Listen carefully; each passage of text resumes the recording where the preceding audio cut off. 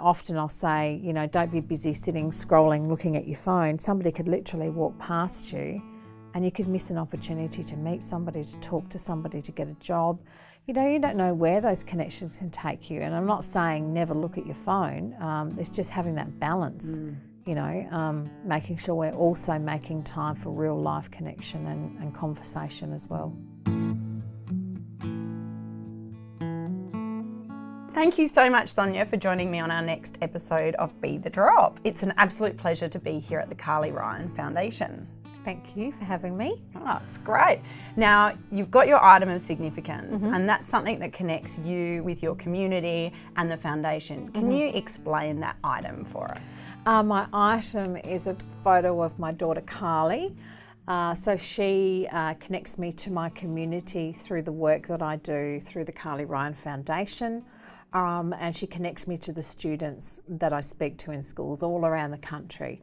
So she really is the connector, the bridge to the community that creates, a real experience and story.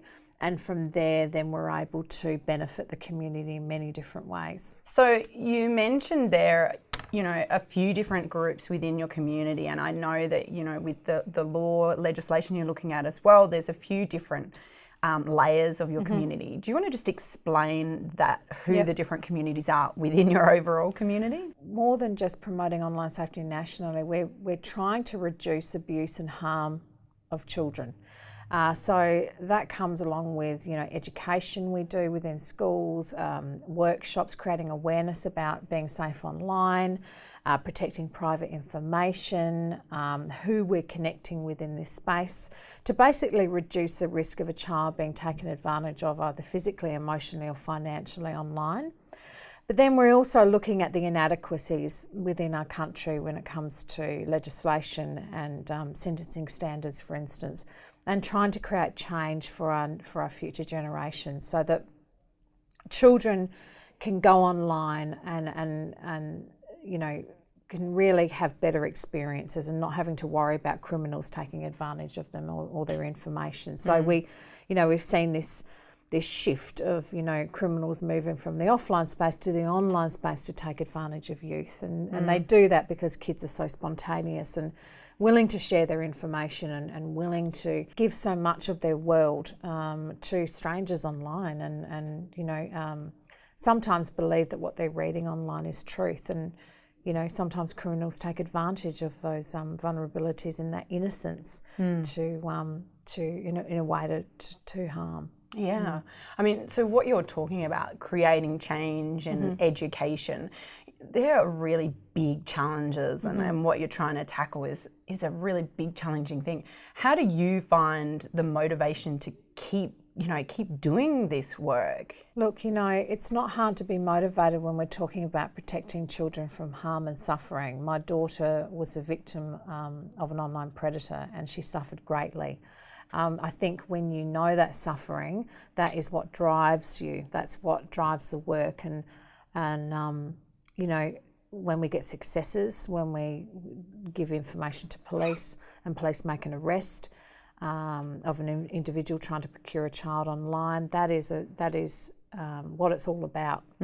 So we're really getting to the heart of the issue, both socially and legally, and trying to make significant changes. As far as I'm concerned, with regards to Carly's legacy and the work that we're doing with the foundation, there's limitless possibility. And I just refuse to let anybody tell me that I can't. There has to be a solution. There has to be a way to protect children better, to make changes within the community that, really ensures that our next generation have the best possible chance at having a fulfilling, happy life. And that sort of, you refuse to say that, that there's not a solution. Do you think that dogged determination is really important in business in general? Yeah, of course. I mean, look, you've got to have purpose. And once you find your purpose, and if you have a strong belief around that, then nothing can get in your way. So you've kind of got to find what's motivating whatever it is you're doing. And just have, just belief in your message, whatever it may be. And certainly in the messages that I'm trying to put across, it's pretty easy for me to have that determination and belief because of my daughter, you know, and her experience and everything that she lost. And you said there, you know, once you've got that belief and purpose, and then you can get your messages out. What do you think has been the most successful way in getting those messages out? So you've got to remember the internet's not bad, and neither are the ways that we communicate on the internet. It's criminals that use these spaces to take advantage of others. That is the issue, and that's what we're trying to reduce.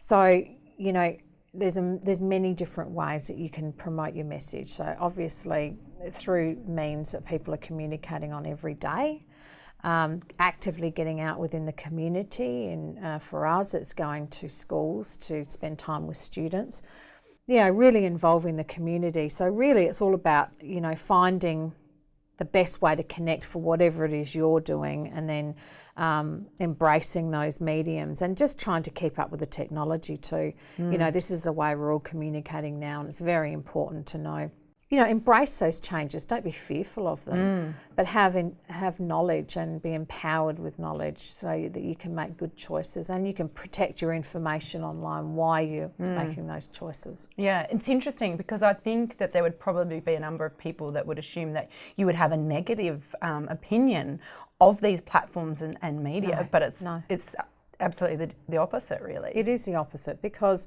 these mediums were created to connect. As I said earlier, the problem is that criminals have made that migration to this space to take advantage of others. So the problem is a criminal. It's not the platform. So we just need to be making sure that, you know, when these wonderful ways of connecting are being created, that we also really keep in mind the way that, you know, somebody who doesn't operate normally, a criminal, somebody who's wanting to take advantage of somebody else, may use that medium to harm. Having advisory boards from, you know, people like me that can come in and say, you know, this is a fantastic idea, but have you thought of that, and how can we combat, you know, a child from being targeted within your public chat function within your game? You know, some parents are all over the social networking space, and some parents are not. Some parents are really fearful of it. Some find it just too hard. It's just, they can't even get their head around it. It's just too difficult. So what we're trying to do is to reduce that fear, reduce that lack of connection, and get families to understand that it's actually quite easy to learn about these mediums. And I know it is a thing that a number of parents do struggle with. What I might do is include some links with the podcast to the resources, because I know you've got a number of resources. Yeah, look, you know what, even if people just email us at info@carlyryanfoundation.com, and they can just simply ask for a fact sheet on Snapchat, Instagram, Kik, you know, whatever it is that their child might be using, Minecraft, anything at all, we can send a fact sheet across. We provide education seminars to schools all over the country, and our most popular seminars are for parents. So we often will go into a school, we'll talk to students anywhere from years 5 through to year 12, and we, depending on their ages, just depending on the content we share, and then we provide resources. So now what will happen, and what happened only just yesterday, is we went into a school and the kids are in the car with mum and dad going, oh gosh, you have to go to the parent seminar tonight, mum and dad. That was fantastic. Helping mum and dad do their settings on their phones, you know, such enthusiasm from the students. And then with the parents coming to our sessions, then all of a sudden that creates communication and connection. Then there's no longer this kind of void. You know, that's why it's so important to have those difficult discussions, to talk about relationships and sex and, you know, cyberbullying and how much private information we're putting out there, and making sure we're not talking to strangers, and making sure that we're speaking about what it means to have good relationships with others and to have integrity and care for others, and understanding that everyone has the right to feel safe in this space. You know? So, you know, and you're dealing with difficult conversations, but what has been your biggest challenge with building the community and building this dialogue and getting out the message that you've been trying to do? What's the biggest challenge? Probably relevance to individuals. So people thinking that they are invincible, that what happened to Carly was a really freaky case, it would never happen again. It doesn't apply to them and their family, that would never happen to their child, that, oh no, their child wouldn't do that online or they wouldn't communicate like that. But this is a borderless crime, and criminals target every type of child, from the most vulnerable under the care of the minister to the most bright, intelligent, overachieving students. So since I lost Carly, there have been a number of crimes since, and she was the first girl murdered by an online predator in Australia, but there have been more since. And what we want to try and do is get people to understand that they're not invincible from criminals who are opportunistic and looking for any opportunity to access children and access teenagers, and the language they use, the grooming tools they use. Nobody is prepared for that. I certainly wasn't. Never underestimating the ability of a criminal. If they want to access or infiltrate your family or information, your child, they're going to do everything that they can to be able to do that. So without creating fear, it's just about creating, again, that awareness, education, so you're prepared, so you kind of know that this could potentially happen to any child at any moment. And it doesn't necessarily mean the outcome would be murder, but maybe the outcome might be social exclusion, bullying, low self-esteem, a number of issues that are created within society, especially when our kids are trying to keep up with that illusion of the perfect life on social media too. Unless you're making money from your YouTube channel or you're making money through your Instagram page, I really think there should be less attention made and more attention to real life and real life connections, and creating something for yourself, with the people that care about you and your friends groups and everything, and putting time into that. Often I'll say, don't be busy sitting scrolling looking at your phone. Somebody could literally walk past you and you could miss an opportunity to meet somebody, to talk to somebody, to get a job. You don't know where those connections can take you. And I'm not saying never look at your phone. It's just having that balance, making sure we're also making time for real life connection and conversation as well. Yeah, absolutely. And that's something I'm really passionately interested in as well, is the human connection, and how are we doing that in a digital world? What is the fit? When people text message each other, there's no emotion. You're not looking at someone's face. So, I see a lot of young people communicating and then going, well, hang on, what did he or she mean? Because they can't interpret what was trying to be conveyed in that text message, and they're really puzzled, and they might take things the wrong way, when in actual fact that text message was never meant to be sent in that way. And so there's just, and often I'll say to young people, just talk to each other then. How about that? If you're not sure, just communicate with the person, not on Snapchat or, texting each other, like maybe, have a chat sometime. How important do you think that storytelling is in this education? Oh, it's so important. The fact that Carly's experience is real life is what connects me to the kids. Then they have the confidence to come and speak to me because I'm a mum, I'm not a police officer or somebody from the government. They will come and talk to me about what they're experiencing online, but then they might come and speak to me about their own loss and how to cope. Just this week I had a young girl approach me and says she lost her grandmother 4 weeks ago, and she was teary and, going through that experience. And I was able to share with her, the fact that love continues even past death. Death cannot touch that bond, and that she will always have that with her grandmother. And so, it's not just educational. It's not just about sharing,